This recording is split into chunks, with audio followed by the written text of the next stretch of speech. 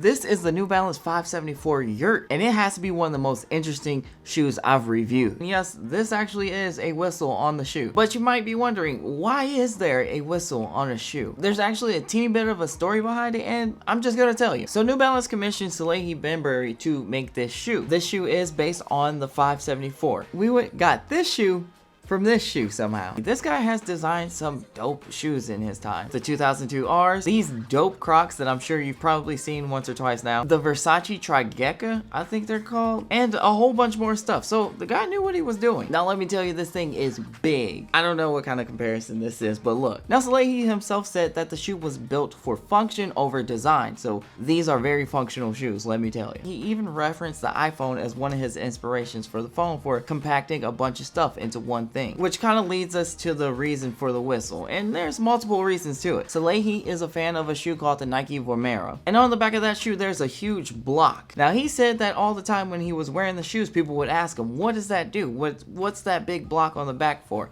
And he would always feel sad and disappointed when he just told them nothing. But that's kind of what kicked off the idea that, hey, maybe he can do something with this real estate. Now if you go to Salehe's Instagram, you can tell that he's an outdoorsy kind of guy. He posts a lot of pictures of him biking, hiking, walking, outdoorsy stuff. And so his initial thoughts were to put some type of technology in the back of the shoe that would be helpful for outdoorsy stuff. But then he quickly realized that doing what he wanted to do would hike the price up to about $1,000 shoe. But then that's where the idea for something functional yet cost effective came to his mind: a whistle. And so the whistle is for when you go hiking and possibly get separated from your group or friends, you can blow the whistle. Or maybe, I don't know, you can try to fight off a bear, like scared away, because you know you're supposed to be loud and big when a bear approaches you. So that's what the whistle is for. And now for the moment that you've all been waiting for.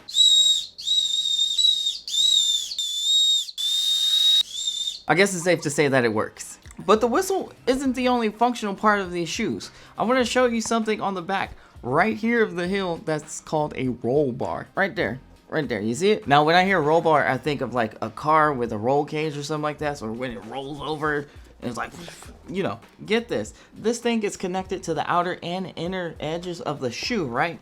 And it's a plate that goes all the way through. That plate stabilizes the heel of your foot from going this way or this way, which is how you roll your ankle. So it's an actual roll bar. Like, it stabilizes your foot. You can't really twist the shoe a whole lot, but the bend's like right here where it naturally would be. But even if I go back here and try to do this, it won't move at all. Like, the heel does not move. It stays flat, which is... But that makes a lot of sense because these shoes are made for hiking and walking trails. And I guess you can start hauling ass on the trails if you wanted to. But as big as these are, you can tell they're built for speed because this swoosh kind of fin thing on the back here. This flap on the back is for when the roll bar is doing too good of a job and you're picking up too much speed, hauling all that. And this little flap right here is so you don't burn too much rubber. No, I'm just kidding.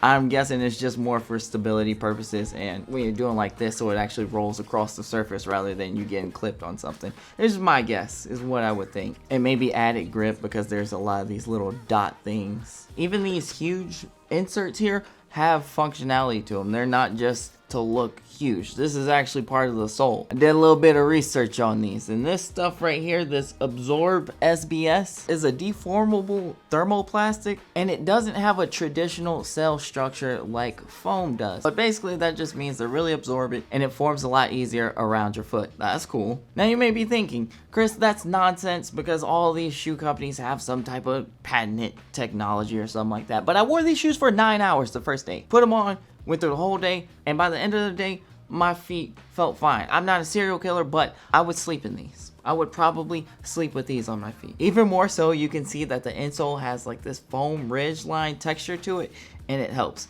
As you're walking, you can feel the foam and the ridges compressing under your foot. Now let's talk about a few basic traditional shoe things. Yes, these do fit true to size, which I'm surprised because for such a large shoe and how it's just kind of taken a completely different shape from the original shoe, I'm surprised that they got the sizing right on these because it's straight up true to size. No problems with it. Even if you have a wide foot or something like that, you're gonna be fine with these. They got plenty of room in them. Now as you're watching this, you may be considering buying these. I got some news. These retail for $150. I know, such a crazy collab shoe.